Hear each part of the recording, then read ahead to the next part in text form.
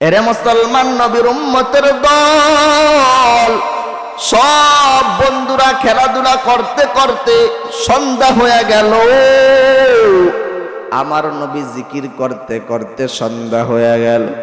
এবার নবী আমার তাকে দেখে সন্ধ্যা হয়ে গেছে, সব বন্ধুদের বাবারা চলে আসছে বন্ধুদেরকে নেওয়ার জন্য। বাবা আয়েশা সন্তানের ঘামগুলা মুছে দেয়, সন্তানের পাওর থেকে জুতাগুলা খুইলা সন্তানের পাও সুন্দর করে করে বাবা ধুয়ে দিতেছেন। চকলেট কিনে বিস্কুট কিনে সন্তানের হাতের ভিতরে দিতেছেন, আর সন্তানকে গালের ভিতরে চুমা দেয়। সন্তানও বাবার গলা জড়ায়া জড়ায়া জড়ায়া জড়ায়া কত আদর করতেছে, মোহাব্বত করতেছে। নবী আমার যখন তাকায়া তাকায়া দেখি, তখন নবীর অন্তরের ভিতরে বাবার মোহাব্বত পয়দা হয়ে গেল। নবী আমার বাবার জন্য এবার কান্না করতেছে, আমার আব্বাজান কই, কোথায় গেলে আমার আব্বাজানকে পাবো? সবার বাবাকে দেখলাম কিন্তু আমার আব্বাজানকে দেখতে পাই না, আমার আব্বাজান কই? নবী যখন এইভাবে কান্নাকাটি করতেছে, এদিক দিয়া সন্ধ্যাও ঘনিয়ে গেল, সূর্য অস্তমিত হয়ে গেছে। আমেনা তাকায়া দেখতেছে এখনো সন্তান মুহাম্মদ ঘরে ফিরে নাই। আমেনা এবার চিন্তা করলো, কোথায় গেল আমার সন্তান? মা ঘর থেকে বের হয়ে গেছে পাগলের মতো, আমার সন্তান কোথায় গেল? কারণ আমার সন্তানকে যদি একটু চোখের আড়াল হয়ে যায় আমার কলিজা ছিঁড়িয়া যায়। আমেনা পাগলের মতো ঘর থেকে বের হয়ে গেল, আমার মুহাম্মদ কই? তোমরা কি আমার মুহাম্মদকে দেখছো? লোকেরা বলে ওই খেলার মাঠে দেখলাম একটা সন্তান বাবার জন্য কান্নাকাটি করতেছি। আমেনা এবার খেলার মাঠে দৌড়ায়, খেলার মাঠে যায় দেখতেছি নবী আমার বাবার জন্য কান্না করতেছে। একবার ডাইনে যায় আর বলে, আব্বাজান তুমি কই? আবার বামে যায়, আব্বাজান তুমি কই? মা আমেনা দুইটা হাত পিছন থেকে বাড়ায়া দেয়, এরে মুহাম্মদ, আমি মা তোমাকে নেওয়ার জন্য আসলাম। মায়ের আওয়াজ পাইয়া যখন নবী মার দিকে তাকায়, দেখে মায়ের চোখ থেকে পানিগুলা টপ টপ করে পড়তেছে। নবী এবার দৌড়ায় মায়ের গলা আঞ্জা করে ধরে আর বলে, আম্মা জান তুমি কাঁদবা না, আমি তোমাকে সাইরা কোনো জায়গায় যাব না। তবে মা, আমি তোমার কাছে জানতে চাই, বলো আমার আব্বাজান কই? আমেনা বলে, রে মুহাম্মদ, আমি তোমার কাছে সব কথা এখন খুলে খুলে বলবো। তোমার বাবা দুনিয়ার জমিন থেকে বিদায় নিয়েছে। যখন তুমি আমার গর্ভে ছিলা, তোমার বাবা ব্যবসা বাণিজ্যের জন্য সিরিয়ার জমিনে চলে গেলেন। ওখানেই তোমার বাবা দুনিয়া থেকে বিদায় নিয়েছে, ওই জায়গায় তোমার বাবাকে দাফন করা হয়েছে। নবী আমার চোখের পানি ফালায়া বলে, ও আম্মা জান, তুমি কি কথা শুনাইছো?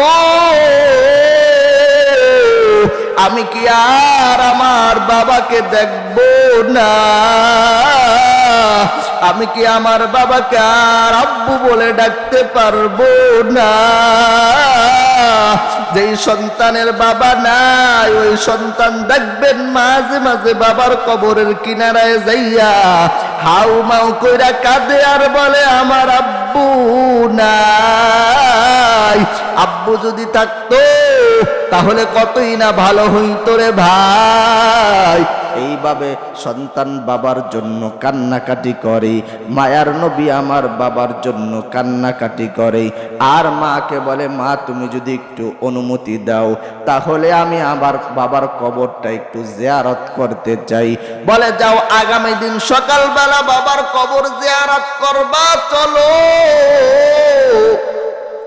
পরদিন সকালবেলা দাসী উম্মে আইমানকে নিয়া যখন রওনা দেয়, সিরিয়াল জমিনে যাবে আগ মুহূর্তে নবী বলে আম্মা জান আমার আব্বার কবর কোথায়?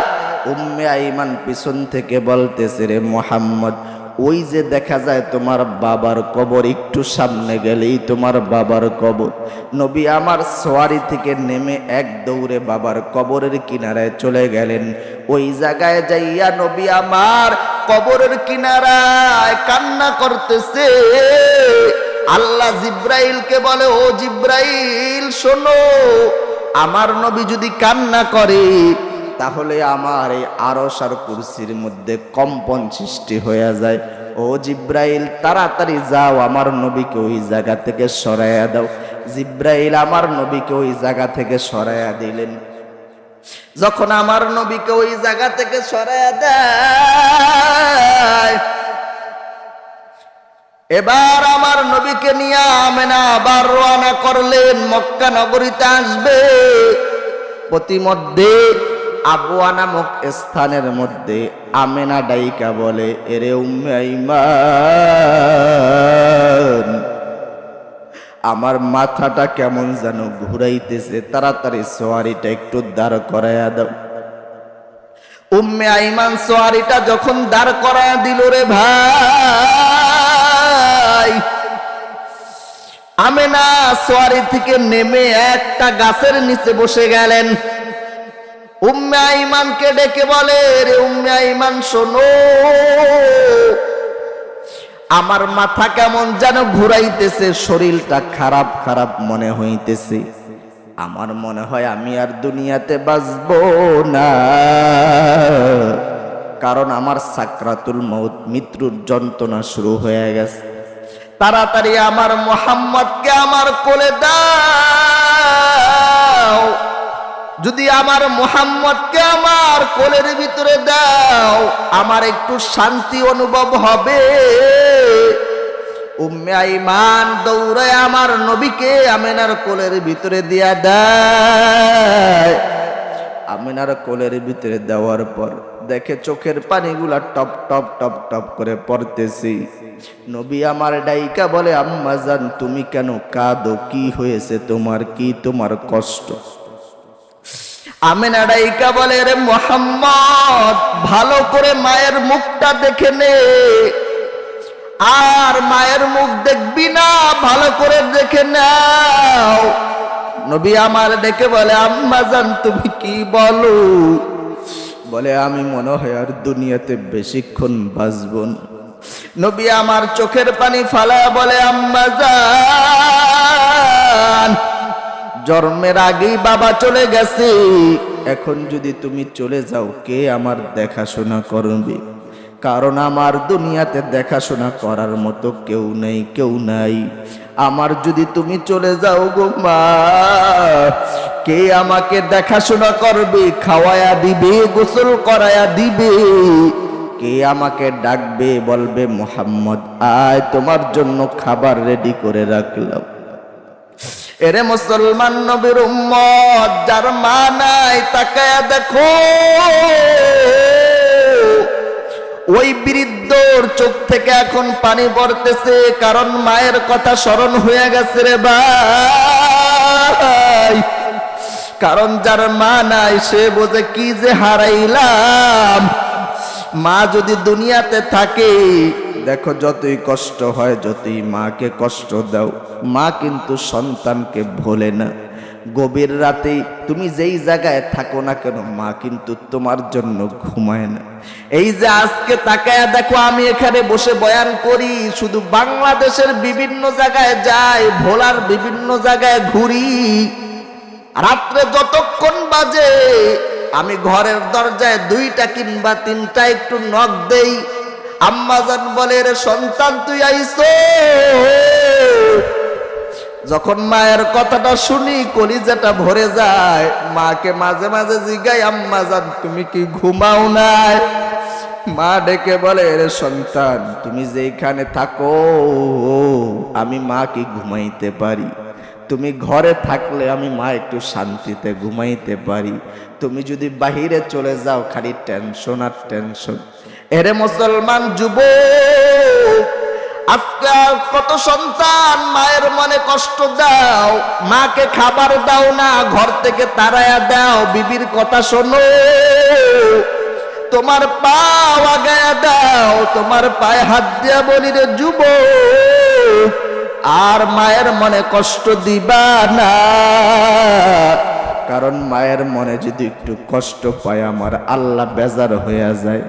আমার আল্লাহর নবী জানায়া দেয় রিদর রব্বি রিদল ওয়ালিদাইন সাকাতার রব্বি সাকাতাল ওয়ালিদাইন। মায়ের মন সন্তুষ্ট থাকলে, বাবার মন সন্তুষ্ট থাকলে আমার আল্লাহ খুশি। আর মা যদি বেজার হয়, বাবা যদি বেজার হয়ে যায়, তাহলে আমার আল্লাহ বেজার হয়ে যায়।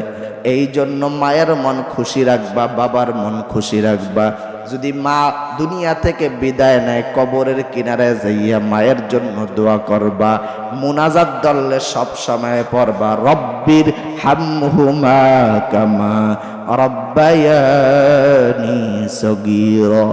আর যদি মা বাবা জীবিত থাকে, মাহফিল থেকে যাইয়া এখন মায়ের পাও ধরে মাপ চাবি। মা বাবা কত কষ্ট দিয়েছি জানো,